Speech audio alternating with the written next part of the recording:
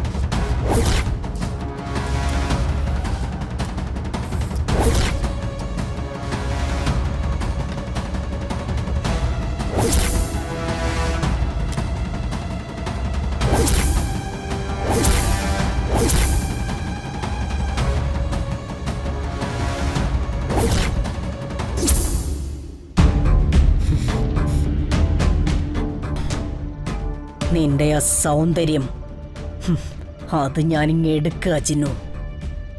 നിന്റെ സൗന്ദര്യം ഉടൻ തന്നെ നിനക്ക് നഷ്ടപ്പെടും. എന്റെ മകൻ അവന്റെ ജൂലിയറ്റിനെ കണ്ടാൽ തിരിച്ചറിയില്ല. നിന്റെ മുഖം നിനക്ക് പോലും ഇനി അന്യമാകും.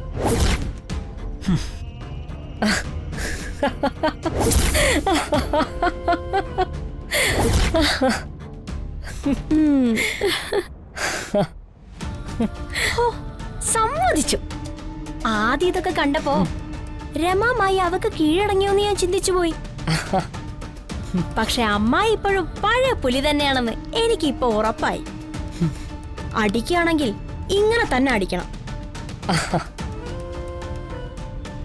ഈ വീട്ടിൽ വെച്ച് തന്നെ വേണമെങ്കിൽ എനിക്ക് അവളെ അടിച്ചൊതുക്കാം. പക്ഷേ അതിൽ എന്ത് ത്രില്ലാ ഉള്ളത്? ഇവിടെ കോളേജിൽ പോണം, നാടകത്തിൽ അഭിനയിക്കാനുള്ള എല്ലാ തയ്യാറെടുപ്പുകളും നടത്തണം, ചമയങ്ങൾ അണിഞ്ഞ് മേക്കപ്പ് ചെയ്യണം. അതോടുകൂടി അവളുടെ തകർച്ച പൂർണ്ണമാകും. ആലോചിച്ചു നോക്ക്, ഒരാള് ജീവിതത്തിലെ ഏറ്റവും നല്ല കഥാപാത്രം അവതരിപ്പിക്കാൻ സ്റ്റേജിൽ കയറിയതിനു ശേഷം സ്വന്തം മുഖം തന്നെ നഷ്ടപ്പെട്ട് ആ കഥാപാത്രം അവതരിപ്പിക്കാനാവാതെ സ്റ്റേജിൽ നിന്ന് കരഞ്ഞുകൊണ്ട് ഇറങ്ങിപ്പോകുന്നത്, അത് കാണുമ്പോൾ ഉള്ള സുഖം അത് മറ്റൊന്നിനും കിട്ടില്ല. സത്യം. ശത്രുവിനെ അടിക്കുമ്പോ മർമ്മത്തിൽ തന്നെ അടിക്കണം. പിന്നീട് ഒരിക്കൽ പോലും നമ്മുടെ നേരെ വരാൻ അവർക്ക് ധൈര്യം ഉണ്ടാവരുത്. ഇപ്പൊ അവള് മേക്കപ്പ് ചെയ്യാൻ തയ്യാറെടുക്കുകയായിരിക്കും. ആ മേക്കപ്പ് അവള് മുഖത്ത് പുരട്ടും. പിന്നെ അവിടെ മുഴങ്ങുന്നത് സ്വന്തം മുഖവും ജീവിതവും നഷ്ടപ്പെട്ട ഒരു പെണ്ണിന്റെ മരണവിപ്രാളത്തോടെയുള്ള നിലവിളിയായിരിക്കും.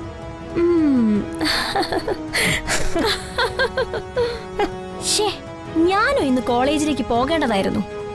അവളുടെ മുഖമെല്ലാം പൊള്ളി ചിന്നു നിലവിളിക്കുമ്പോ അവളുടെ നിലവിളിയും പിടച്ചിലും ഒക്കെ കണ്ട് എനിക്ക് ആസ്വദിക്കാൻ പറ്റുമായിരുന്നു. നല്ലൊരു ഗോൾഡൻ ചാൻസാ എനിക്ക് മിസ്സായത്.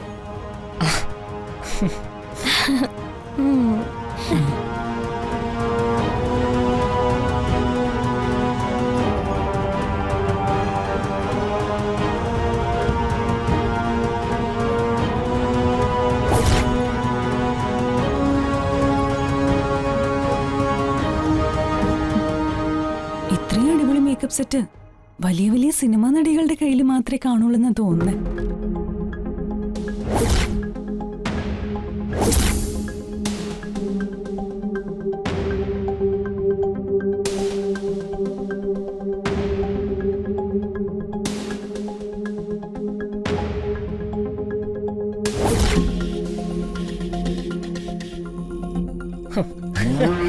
എന്റെ മകന്റെ നായികയാവാനുള്ള അവളുടെ പൂതി ഞാൻ അവൾക്ക് സമ്മാനമായി നൽകിയ ആ മേക്കപ്പ് കിറ്റ് തന്നെ അവസാനിപ്പിച്ചോളും. ആ മേക്കപ്പ് ഉപയോഗിച്ച് 5 മിനിറ്റ് കഴിയുമ്പോ അവളുടെ മുഖത്ത് നീറ്റല് തുടങ്ങും. അത് കഴിഞ്ഞ പിന്നെ പതിയെ പതിയെ അവളുടെ മുഖമെല്ലാം പൊള്ളി വികൃതമാവാൻ തുടങ്ങും.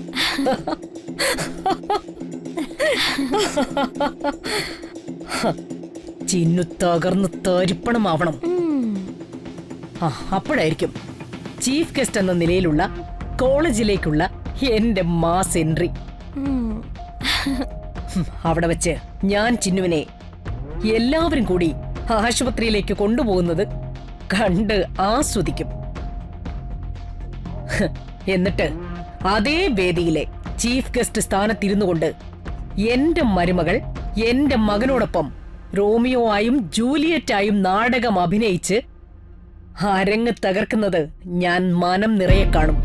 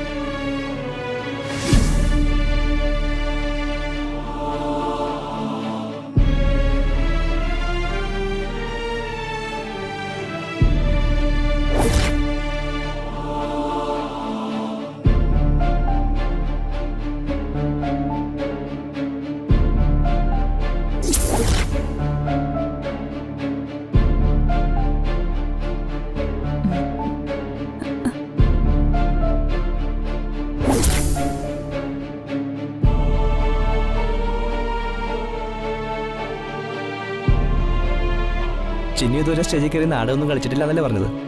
അതെ, ഇതെന്റെ ആദ്യത്തെ നാടകമാ. അങ്ങനെയാണെങ്കിൽ മേക്കപ്പ് ചെയ്ത് ചിന്നുവിന് ഇതുവരെ പരിചയമൊന്നും കാണില്ലല്ലോ. ഇവിടെ വരുന്നതിന് മുമ്പ് നാട്ടിൽ ഞാൻ സ്റ്റേജിൽ ഡാൻസ് ഒക്കെ കളിച്ചിട്ടുണ്ട്. ഈ ഡാൻസിന്റെയും നാടകത്തിന്റെയും മേക്കപ്പ് രീതി ഡിഫറെന്റ് ആണ്. അതെ, ഒരു കാര്യം ചെയ്യാം, വിരോധമില്ലെങ്കിൽ ചിന്നുവിന് ഫൗണ്ടേഷൻ ഞാൻ ഇട്ടുതരാം.